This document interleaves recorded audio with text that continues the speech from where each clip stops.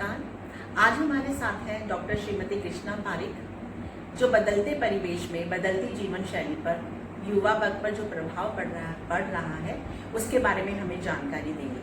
तो आपका बहुत बहुत स्वागत है कृष्णा जी। बदलते जीवन शैली पर हमारे युवा वर्ग पर क्या प्रभाव पड़ रहा है, आप इसके बारे में बताइए। ऐसा है हंसा जी, ये बहुत ही करंट टॉपिक है क्योंकि लाइफस्टाइल हमारा बदल गया है, टोटली बदल गया है। और कि हम अपना पीछे अपना बचपन और अब देखें तो कुछ रहा ही नहीं जैसे। तो ऑफ कोर्स तरक्की हुई है, सब बच्चे खूब कमा रहे हैं, बड़े बड़े पदों पे जा रहे हैं, लड़कियां बहुत अच्छी निकल रही हैं, पर ज़िंदगी में जो उनके फिजिकली जो प्रभाव पड़े हैं बहुत ही बेकार पड़े हैं। बच्चों में बहुत तरह की बीमारियाँ पनप रही हैं। तो इसको आप क्या बोलना चाहेंगे? इन सब बीमारियों को मैं तो टोटल एक ही नाम देती हूँ, लाइफस्टाइल डिजीज। तो लाइफस्टाइल डिजीज की लक्षण क्या है, मतलब इसमें हमारी लड़कियों पर इसका क्या प्रभाव पड़ रहा है लाइफस्टाइल का? लाइफस्टाइल का लड़के लड़कियों दोनों पे प्रभाव पड़ रहा है।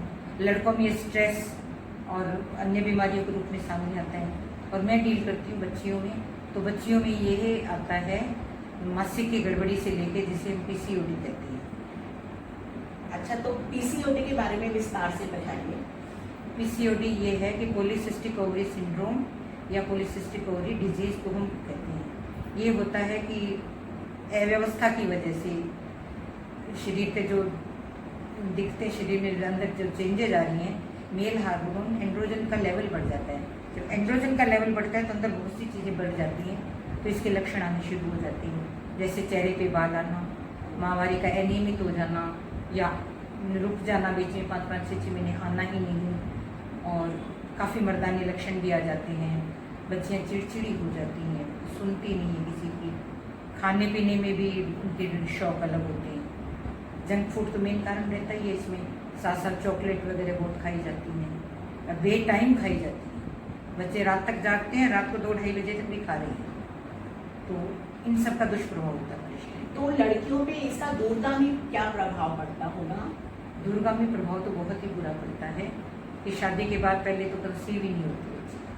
अगर कंसीव हो जाते हैं किसी तरह मेडिकेशन वगैरह से, तो फिर वो बच्चे पनप ही नहीं पाते ढंग से, बच्चों की ग्रोथ से ही नहीं होती, और बहुत सारी समस्याएं आती हैं। आजकल डिलीवरी के टाइम हम देख ही रहे हैं। तो इससे हम कैसे बच सकते हैं? इस जो हमारी जीवन शैली है इसको किस तरह से हम नियमित करें, आप इस पे थोड़ा प्रकाश डालिए। जीवन शैली को नियमित करने का स्टार्टिंग घर से ही होती है, डिसिप्लिन। और डिसिप्लिन कैसे?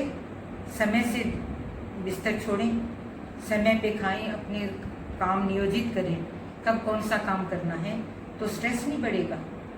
स्ट्रेस नहीं बढ़ेगा तो हार्मोन्स का लेवल सही रहता है।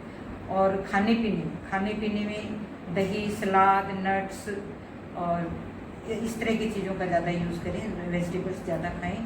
जंक फूड को अवॉइड करें, अवॉइड नहीं कर सकते तो सीमित कर दें, जैसे हफ्ते में एक दिन संडे वाले दिन खा लिए।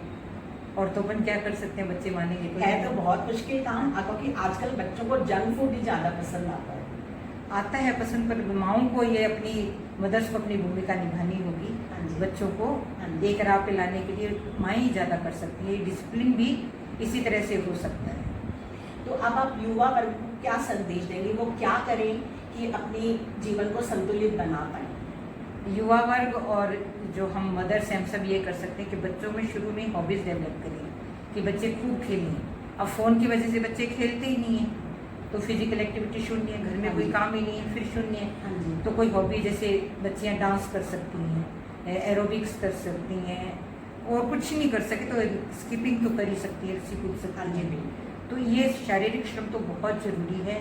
इसके अलावा योगा, मेडिटेशन, ये ज़रूरी नहीं आपके पास घंटे 2 घंटे टाइम हो, आप मेडिटेशन 5 मिनट भी कर सकती हैं। प्राणायाम बहुत अच्छा साधन है, प्राणायाम आप 5 या 10 मिनट कर लीजिए।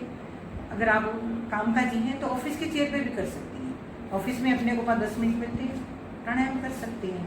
तो ये चीज़ें इस चीज़ को संतुलित करेंगी। बहुत धन्यवाद कृष्णा जी आपका। आज हमने जाना कि किस प्रकार हम जीवन शैली पर अपने युवा वर्ग पर प्रभाव को रोक सकते हैं, एक सुंदर, संतुलित और अच्छा जीवन जी सकते हैं। धन्यवाद।